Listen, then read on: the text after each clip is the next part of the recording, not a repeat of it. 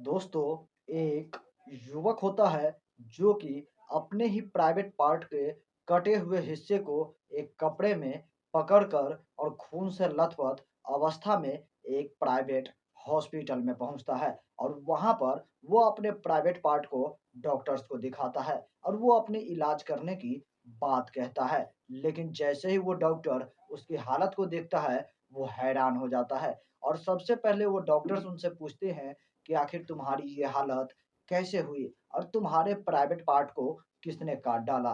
तब वो जो युवक था, वो युवक बताता है कि रास्ते में उसके साथ मारपीट हुई, जिसमें कुछ गुंडों ने मिलकर उसके प्राइवेट पार्ट को काट दिया। आखिरकार डॉक्टर्स उसे भर्ती ले लेते हैं और उसकी इलाज करने की कोशिश करते हैं। लेकिन इस मामले की जो असली सच्चाई थी, वो कुछ और ही थी। जब इस कहानी को आप सुनेंगे, तो आप भी अचंभित पड़ जाएँगे।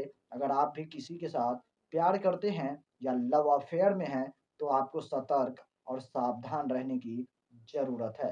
तो चलिए इस पूरी कहानी को विस्तार से समझते हैं। नमस्कार दोस्तों, मेरा नाम है सुशील पंडित और आज की यह घटना पंजाब राज्य के लुधियाना शहर की है, जहाँ पर एक महिला होती है, जिस महिला का नाम रेखा होता है और उसके 2 बच्चे होते हैं और रेखा जो होती है, वो एक हॉस्पिटल में नर्स का काम करती है। लेकिन वो अपने पति के साथ कुछ सालों से अलग रहती है। लगभग ढाई सालों से अपने पति से अलग रहती है, क्योंकि उन दोनों के बीच काफ़ी ज़्यादा लड़ाई-झगड़े होते थे, जिसको लेकर कानूनी विवाद हो रहा था और इसके वजह से उसके पति को जेल में भी रहना पड़ा था। और इसी की वजह से जैसे ही उन दोनों पति-पत्नी के बीच दूरियां बनी, इसी दौरान रेखा की मुलाकात एक नौजवान युवक से होता है, जिस युवक का नाम अमित निषाद होता है और इन दोनों के बीच धीरे-धीरे प्यार पनपने लगता है और दोनों एक दूसरे के करीब आ जाते हैं, एक दूसरे के साथ रिलेशनशिप में आ जाते हैं और यह रिलेशनशिप पिछले लगभग 2 से ढाई सालों से ही चल रहा होता है। दोनों एक दूसरे के साथ बहुत ही ज़्यादा खुश होते हैं, लेकिन इसका कोई भी भविष्य नहीं था। लेकिन रेखा, जो कि एक नर्स थी, वो अपने प्रेमी अमित निषाद के साथ जब एक दिन मुलाकात करता है और एक होटल में दोनों पहुँचते हैं और वहाँ पर होटल में पहुँचने के बाद उस कमरे के अंदर दोनों प्रेमी-प्रेमिका एक दूसरे के साथ हँसी-खुशी बातचीत करते हैं और बातचीत करने के दौरान दोनों एक दूसरे के साथ शारीरिक संबंध बना रहे होते हैं। तभी अचानक से रेखा जो होती है, वो अपने प्रेमी अमित से कहती है कि हम दोनों इतने लंबे समय से एक दूसरे के साथ रिलेशनशिप में हैं, तो क्यों ना हम दोनों एक दूसरे के साथ शादी कर लें। जैसे ही ये बात अमित निषाद सुनता है, तो वो कहता है कि नहीं, मैं तुमसे शादी नहीं कर सकता, क्योंकि मेरी एंगेजमेंट हो चुकी है और मेरी शादी जल्द ही होने वाली है। जैसे ही ये बात रेखा नर्स सुनती है, वो बौखला जाती है और उसके बगल में एक कटर ब्लेड पड़ी होती है। उसी कटर ब्लेड से अपने ही प्रेमी के प्राइवेट पार्ट को काट देती है। लगभग 60% उसका प्राइवेट पार्ट कट जाते हैं और इसी के वजह से वो अमित निषाद युवक बहुत ही ज़्यादा गुस्से में बौखला जाता है और उस होटल के कमरे के अंदर उस प्रेमिका रेखा की वो गला घोंटकर हत्या कर देता है और हत्या करने के बाद उस प्राइवेट पार्ट के टुकड़ों को एक कपड़े में लेता है और जल्दबाजी में वहां से खून से लथपथ अवस्था में फरार हो जाता है। जब होटल के मैनेजर काफी समय तक उस कमरे से कोई नहीं आता, तब उस दरवाजे को खोलकर देखते हैं, तो अंदर जो महिला थी, जिसका नाम रेखा था, जो कि एक नर्स थी, उसकी अर्धनग्न अवस्था में डेड बॉडी मिलती है। नाकों से खून बह रहा था, उसके प्राइवेट पार्ट पे कोई भी कपड़ा नहीं होता है।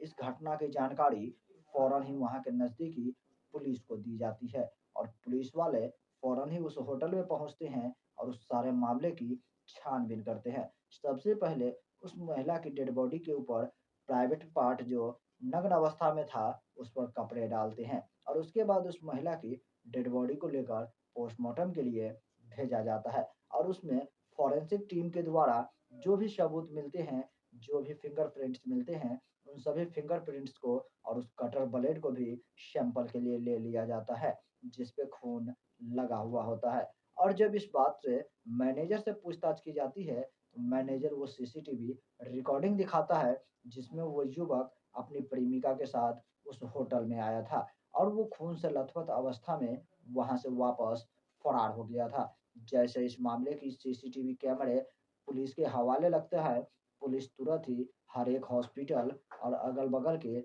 मेडिकल शॉप पर उस युवक की तलाश करना शुरू कर देते हैं। लेकिन उस युवक की स्थिति बहुत ही ज़्यादा गंभीर होती है, तो उसे एक प्राइवेट हॉस्पिटल में एडमिट किया जाता है, जहाँ पर पुलिस उसकी पूछताछ करने के लिए पहुँचता है, जिससे वो युवक बहुत ही ज़्यादा आश्चर्य से देख रहा था। लेकिन जब उस युवक से पूछा जाता है कि आखिर तुम्हारे प्राइवेट पार्ट कैसे कटा? तब वो युवक बताता है कि जब वो अपने घर लौट रहा था, तब रास्ते में कुछ बदमाशों के साथ उसकी मारपीट हो गई और इसी दौरान उसके प्राइवेट पार्ट काट दिए गए, जिससे वो अपने प्राइवेट पार्ट को एक कपड़े में लपेटकर जल्द ही हॉस्पिटल पहुँचा ताकि वो अपना इलाज करवा सके।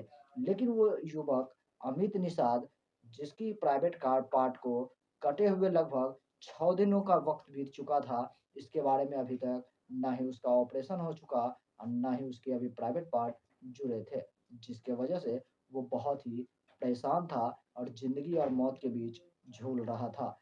लेकिन इधर पुलिस फिर से दोबारा छानबीन करते हैं और वो सीसीटीवी वीडियो रिकॉर्डिंग दिखाते हैं, तब वो युवक अमित निषाद अपना जुर्म कबूल करता है और वो बताता है कि हाँ, वो दोनों प्रेमी-प्रेमिका है और उस होटल में एक-दूसरे के साथ शारीरिक संबंध बना रहे थे। लेकिन उसकी शादीशुदा प्रेमिका रेखा जो थी, जो एक नर्स थी, वो उसके साथ शादी करने का जिद करने लगी थी। इसी बात को लेकर उन दोनों के बीच लड़ाई-झगड़े हो गए और इसी दौरान में उसकी प्रेमिका उसके प्राइवेट पार्ट को काट दिया, जिसके वजह से वो गुस्से में आकर अपनी प्रेमिका की ही जान ले लिया।